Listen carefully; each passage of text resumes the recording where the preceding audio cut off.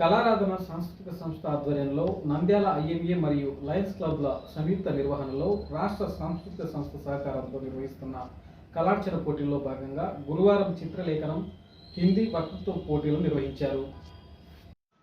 కళారాధన సాంస్కృతిక సంస్థ ఆధ్వర్యంలో నంద్యాల ఐఎంఏ మరియు లయన్స్ క్లబ్ సంయుక్త నిర్వహణలో రాష్ట్ర సాంస్కృతిక శాఖ సృజనాత్మక సంస్కృతి సమితి సహకారంతో ఈ నెల 1వ తేదీ నుండి నిర్వహిస్తున్న మాతృభూమికి కళార్చన పోటీల్లో గురువారం చిత్రలేఖనం హిందీ వక్తృత్వ పోటీలు నిర్వహించారు. సబ్ జూనియర్, జూనియర్, సీనియర్ విభాగాలలో పలు పాఠశాలల విద్యార్థులు 300 మంది చిత్రలేఖనంలో పాల్గొన్నారు. సామాజిక రుగ్మతలపై చైతన్యం కలిగించే అంశంపై విద్యార్థులు తమ కుంచెలతో వివిధ రంగుల మిశ్రమాలతో స్ఫూర్తిదాయక చక్కటి చిత్రాలను వేసి అబ్బురపరిచే ప్రతిభను చూపారు. హిందీ వక్తృత్వ పోటీల్లో దేశ రక్షణలో సైనికుల త్యాగనిరతి అన్న అంశంపై విద్యార్థులు చక్కటి ఉపన్యాస ప్రతిభ చూపించారు.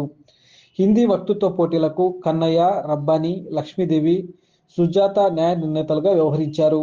నంద్యాల లయన్స్ క్లబ్ అధ్యక్షులు సోమేశ్ల నాగరాజు, కోశాధికారి అమిదల జనార్దన్, కళారాధన కార్యనిర్వాహక కార్యదర్శులు ఎస్ఆర్ఎస్ ప్రసాద్, పత్తి రంగనాథ్ పోటీలను పర్యవేక్షించారు. अपने जीवन में ऊंचे पद हासिल करने के बाद इस बात को साबित कर सकते हैं हमें जिस भारत के योग्य नागरिक है जिसके लिए सैकड़ों करोड़ों सैनिकों ने अपनी जान अर्पित किया। मेरा मानना है कि जब हर एक छात्र सैनिक को सम्मान करना सीखता है तो विषय शुरू है कि तैयार हो गया है कि अपने देश की रक्षा करने के लिए। मैं अपनी भाषण इस तरह से करनी चाहूंगी, हमारी रक्षा के लिए, हमारी सुरक्षा, देश की सुरक्षा करने के लिए सैनिक खराब मौसम और परिस्थितियों में अपनी जानबूझकर काम कर रहे हैं ना, उनके लिए क्या कर सकते हैं। जरूरी नहीं कि आप फौज में जाकर देश की सेवा करें, बल्कि आप देश की सेवा करने वाले फौजियों की सहायता करके अपना कर्तव्य निभा सकते हैं। डांट कर सामना करते हैं। इतिहास गवाह है कि जब जब भारत माता पर संकट आया है, हमारे सैनिकों ने अपने प्राणों की आहुति देकर देश की रक्षा की है। कारगिल युद्ध ही या आज़ादी का संग्राम हमारे वीर जवानों ने बलिदान देकर देश की रक्षा की है। 1947 के युद्ध से लेकर कारगिल युद्ध तक हजारों सैनिकों ने अपने प्राणों की बलिदान देकर देश की अखंडता और स्वतंत्रता की रक्षा की है। और यहाँ देख सकते हैं हमारे देश के कई जवान यहाँ आ रहे हैं। हम हमारे देश के लिए लड़ेंगे और हमारे देश के लिए ही तो वीर मरण लिएंगे ऐसे। और यहाँ देख सकते हैं सैनिक वहाँ पे खड़े रहते हैं और पीछे से बम हो जाता है और वहाँ जो कुछ भी होता है असंभव लगता है।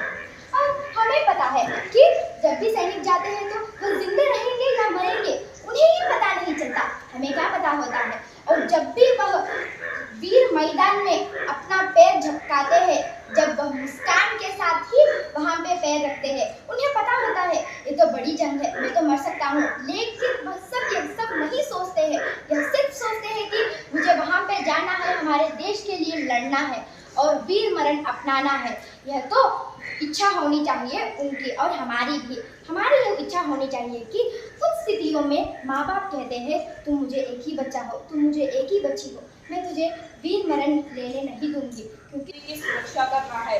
इसका अर्थ देश के हर नागरिक को सुरक्षा और स्वतंत्रता प्रदान करना है। यह जिम्मेदारी मुख्य रूप से देश की सेनाओं की होती है। हम जो शांतिपूर्वक जीवन बिता रहे हैं उसका मुख्य कारण हमारे सैनिक है।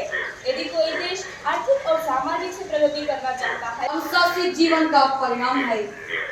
सैनिक राष्ट्र के आंतरिक और बाहरी खतरों से बचाना, हमें सीमाओं को सुरक्षा रखने और देश की संप्रभुता बनाए रखने के लिए समर्पित होता है।